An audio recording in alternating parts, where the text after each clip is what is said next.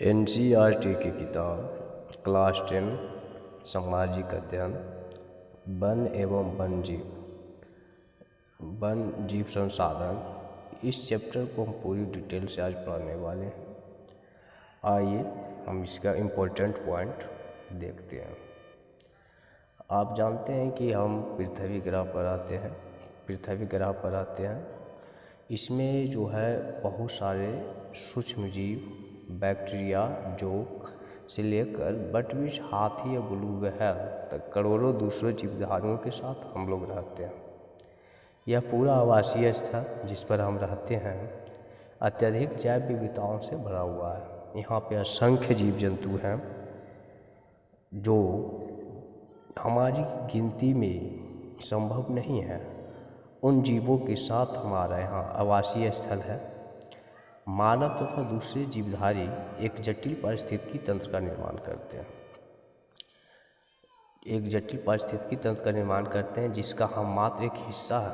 अपने अस्तित्व के लिए इनके विभिन्न तत्वों पर निर्भर करते हैं। विभिन्न तत्वों में क्या हो गया? वायु हो गया, जल हो गया, मृदा हो गया।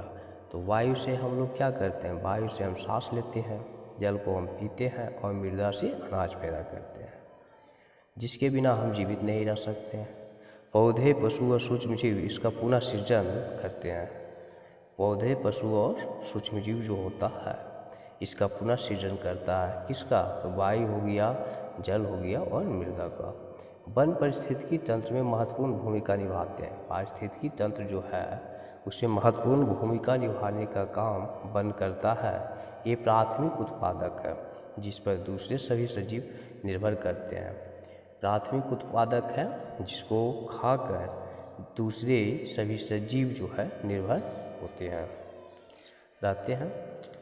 भारत में वनस्पति जात और प्राणी जात के बारे में डिटेल से आइए हम देखते हैं।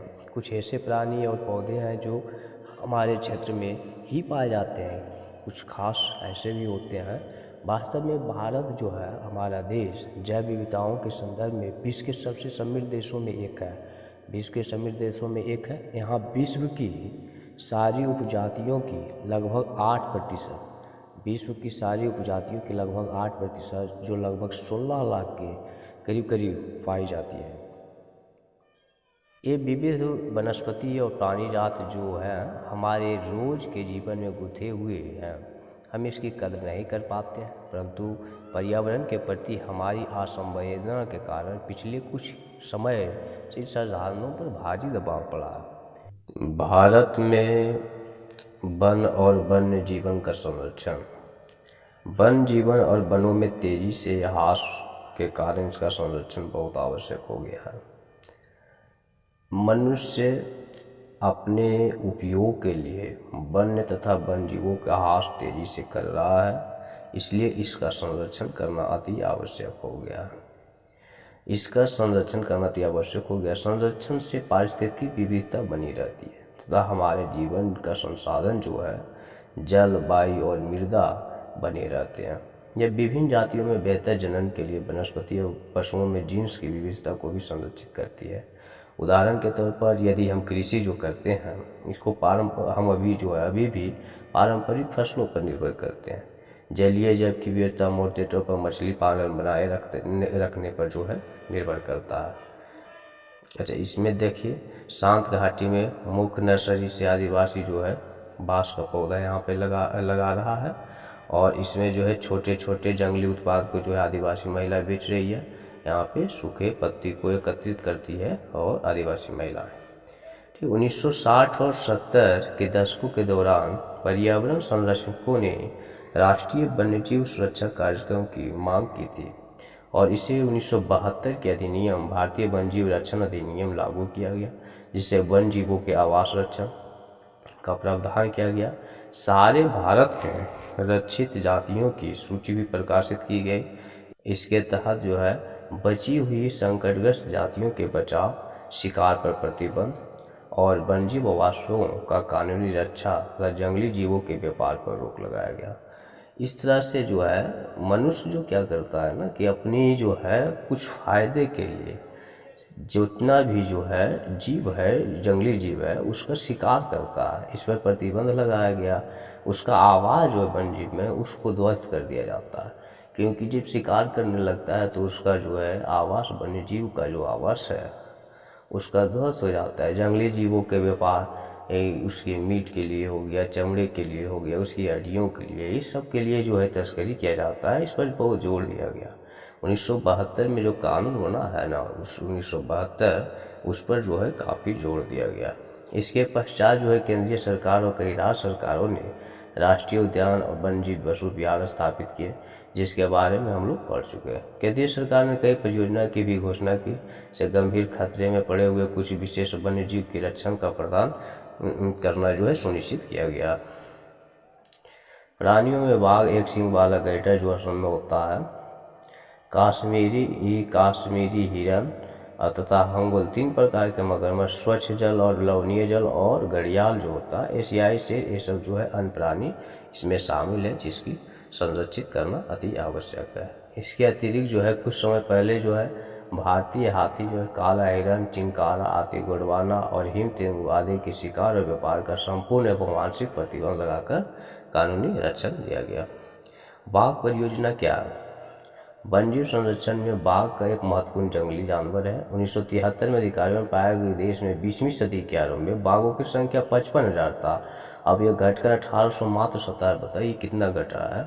बाघों को मारकर उसको व्यापार और चोरी करने का, आवासीय स्थलों पर जो है सिकुड़ना और भोजन के लिए आवश्यक जंगली उपजातियों की संख्या कम होना, जनसंख्या में वृद्धि बाघों की जो है घट गई। इसका मुख्य कारण है कि बाघों का खाल का व्यापार और उनकी हड्डियों का एशियाई देशों में परंपरागत औषधियों का निर्माण किया जाता है। इसका अत्यधिक उपयोग करने से जो है जाति विलुप्त होने की कगार पर पहुंच गए। कहीं 55,000 था, वो 1827 हो गया। इसलिए जो है एक बाघ संरक्षण का भी जो है कानून लाया गया। भारत और नेपाल में दुनिया की 2/3 बाघों को आवास उपलब्ध कराते हैं। ये देश ही शिकार और चोरी और गैर कानूनी व्यापार करने वाले को मुख्य निशाने है। प्रोजेक्ट टाइगर विश्व की बेहतरीन वन्यजीव परियोजना में से एक है। इसकी शुरुआत 1973 में की गई। बाघ संरक्षण मात्र एक संकटग्रस्त जाति को बचाने का प्रयास ही नहीं है। पूछता है कि प्रोजेक्ट टाइगर कब शुरुआत किया गया? 1973 में। बल्कि इसका उद्देश्य है कि बहुत बड़े जैव जाति को भी बचाना है। उत्तराखंड में कॉर्बेट राष्ट्रीय उद्यान, पश्चिम बंगाल में सुंदरवन, मध्य प्रदेश में बांधवगढ़ राष्ट्रीय उद्यान, राजस्थान में सरिस्का वन्यजीव पशु विहार, और असम में क्या है, मानस बाघ रिजर्व, केरल में पेरियार बाघ रिजर्व भारत में बाघ संरक्षण परियोजनाओं का उदाहरण है। यहाँ पे काजीरंगा में जो है, काजीरंगा असम में होता है, एक सींग वाला गैंडा, और इधर हिरन। आजकल संरक्षण परियोजना जैव विविधताओं पर केंद्रित है, न कि इसके विभिन्न घटकों पर। संरक्षण के विभिन्न तरीकों की गहनता से खोज की जा रही है। संरक्षण नियमों को कीटों को भी महत्व मिल रहा है। यहाँ पे कीट को भी जो है संरक्षित किया जाना अति आवश्यक है। ये 1980 और 86 के तहत सैकड़ों तितलियाँ, पतंगों, बिंगो और ड्रैगन फ्लाई को भी जो है संरक्षित करने के लिए शामिल किया गया। 1991 में 6 जाति पहली बार इस सूची में रखा गया था। वन्य और वन्यजीव संसाधनों के प्रकार और वितरण। यदि हम वन्य और वन्यजीव संसाधनों को संरक्षित करना चाहें, इसका प्रबंधन, नियंत्रण और विनिमय अपेक्षाकृत कठिन है। भारत में अधिकतर वन्य और वन्यजीव या तो प्रत्यक्ष रूप से सरकार के अधिकार के क्षेत्र में है, या वन विभाग और अन्य विभागों के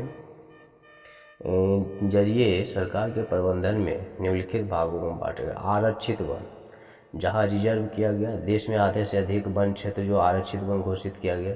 इसका वन और वन प्राणियों के संरक्षण की बात है। आरक्षित वनों को सर्वाधिक मूल्यवान समझा जाता है। रक्षित वन विभाग के अनुसार देश के कुल क्षेत्र 1/3 जो है, 1/3 जो है, ये हिस्सा रक्षित है।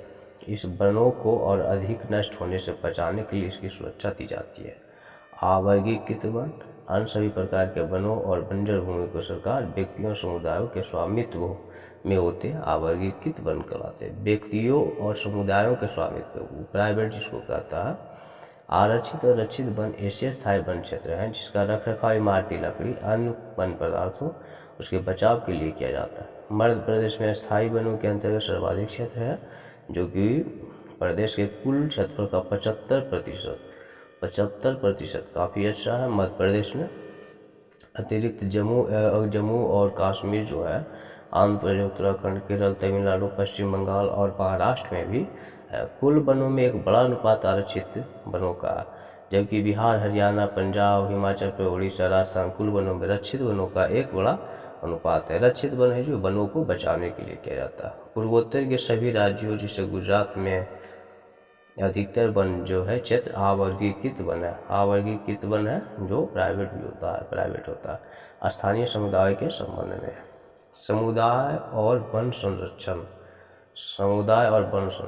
वन संरक्षण की नीति हमारे देश में कोई नई बात नहीं है। आमतौर पर इस बात अनजान है कि वन हमारे देश में कुछ मानव प्रजातियों के लिए आवास भी है।